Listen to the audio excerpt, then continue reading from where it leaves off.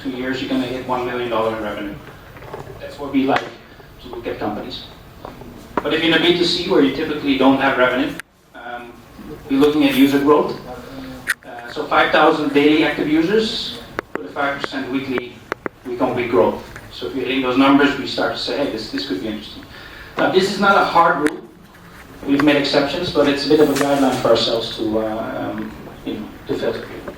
We're looking to support over 100 companies over the next 10 years, and we typically invest around 100 to 200,000 US dollars. What are we looking for? It's all about founders.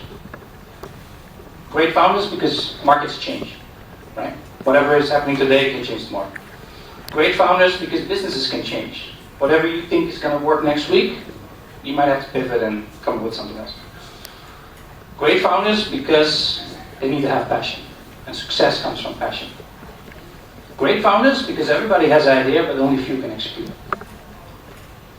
Great founders because they can handle the stress that comes with the bumps. Some people even like it. They like the stress, they like the challenge. Great founders because they're resilient. They not give up, good or bad. And I think I'm running out of time. Thank you very much. Questions, I guess.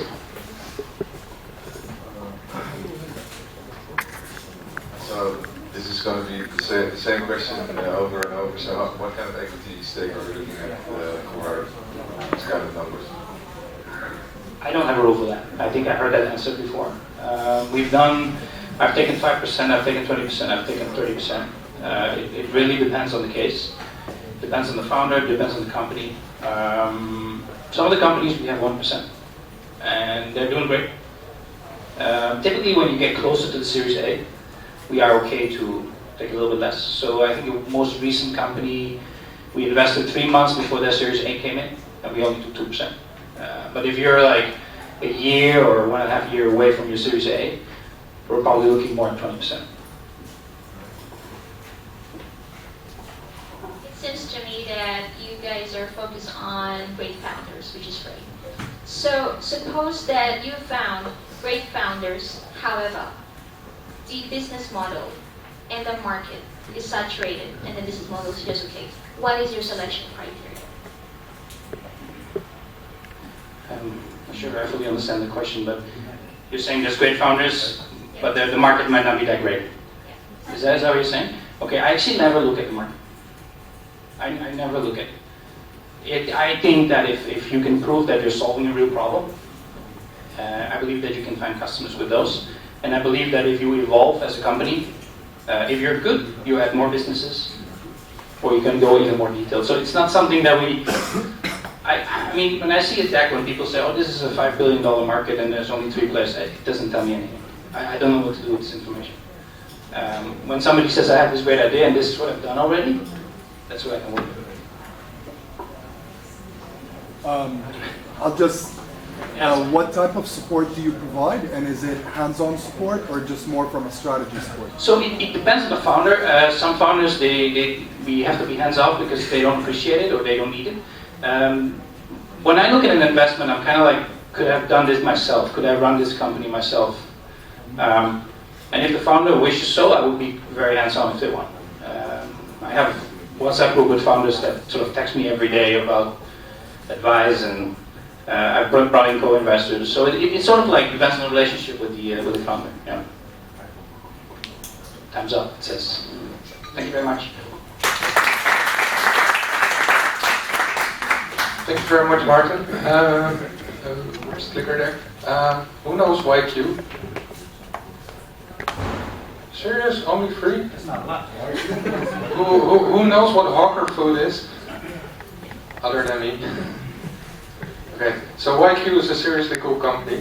Take a look at it. We've worked quite a bit with them. I didn't know they were in your portfolio, now I know. Then we get to the final pitch. Other than the Dutch investors, I think you had to travel the furthest. Faisal is coming in from Jordan, and he's going to share more about AV Ventures.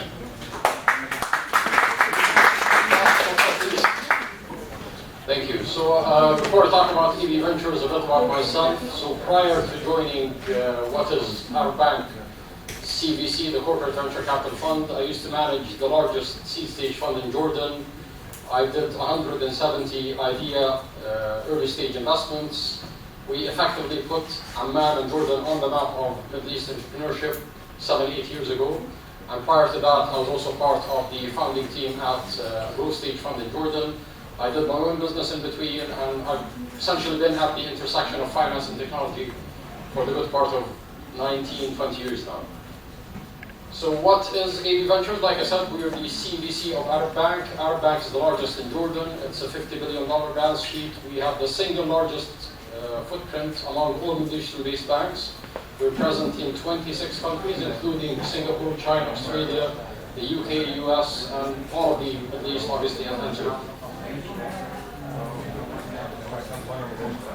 Why have we set AB Ventures as a fund? 4 or 5 years ago, I think we're already like 4 or 5 years late.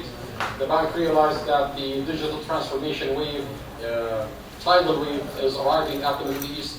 So we wanted to have a periscope into the future. We wanted access to fintech IP that we weren't able to produce ourselves. So we set up AB Ventures and AB Accelerator and AB iHub, all 3 of them within the bank. AB Ventures itself is a standalone Cayman fund where Arab Bank is both GP and LP. So we have an autonomy from the bank itself when it comes to the decision-making process. So we can invest primarily with the intention to create a return on the investment that we make, obviously, but also with a strategic and tactical alignment with the bank's interest.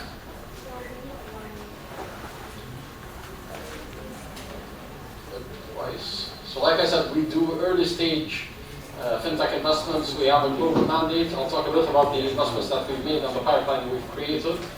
We focus on proprietary technology, network effects, decentralized backbones, and tactical and strategic value add to the bank itself.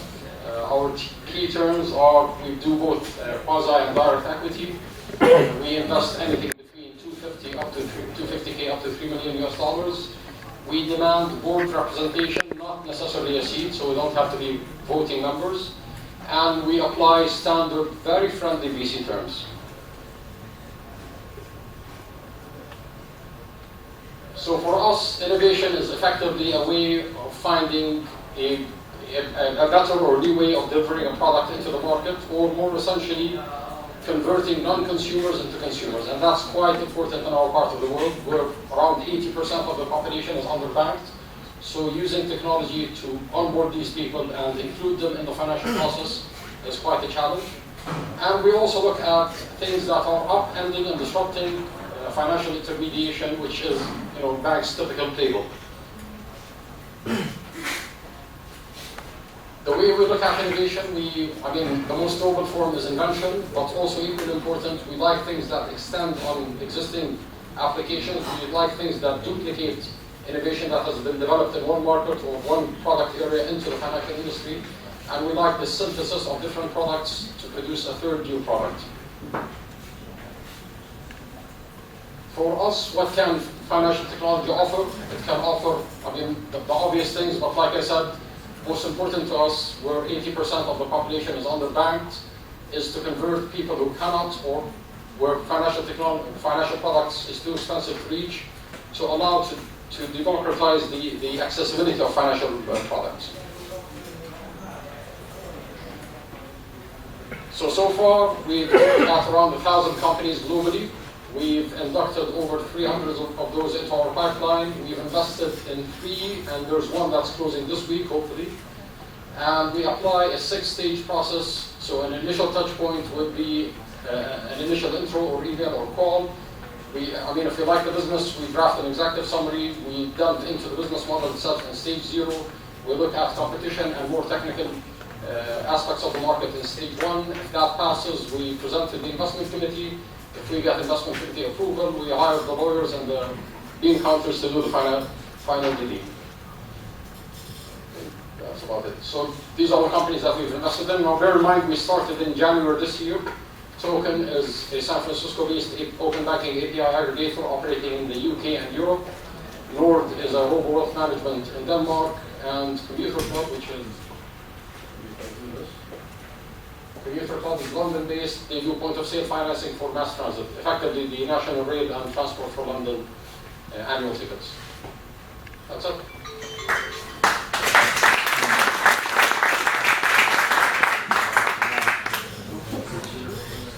Yes, that's Seafresh token. Yeah, we did. Yeah. Question? More questions?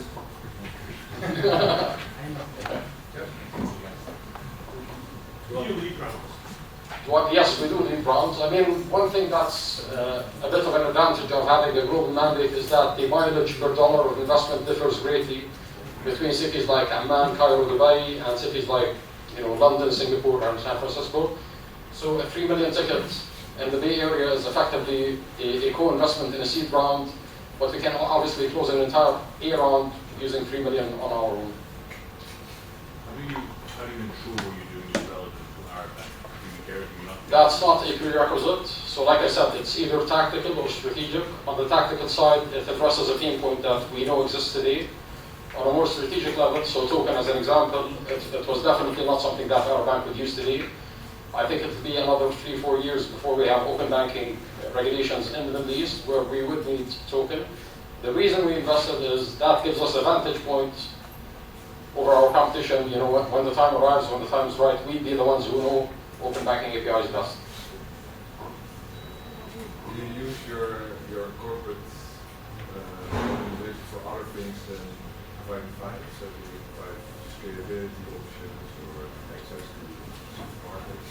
Yes, we do, and I think the bank did the intelligent thing of hiring, non-bank VCs to manage their CVC, because one aspect of doing what you just asked about is what we refer to as the bear hug.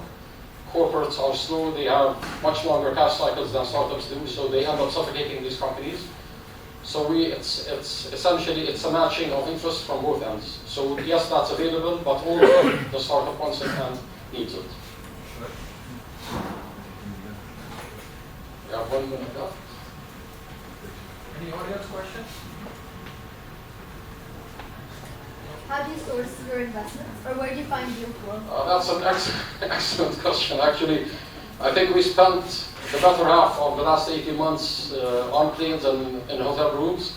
So we do a lot of events. The Middle East deals, the good ones at least, most of them pass our desks without putting much effort into it because we're there. But then the deals that have been sourced from continental Europe, the UK and the US, effectively we had to go out and pull them out of the market.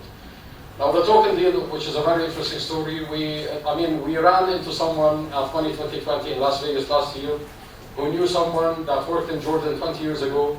He made an introduction to the founder and we ended up investing. Serendipity. Very well. Thank you.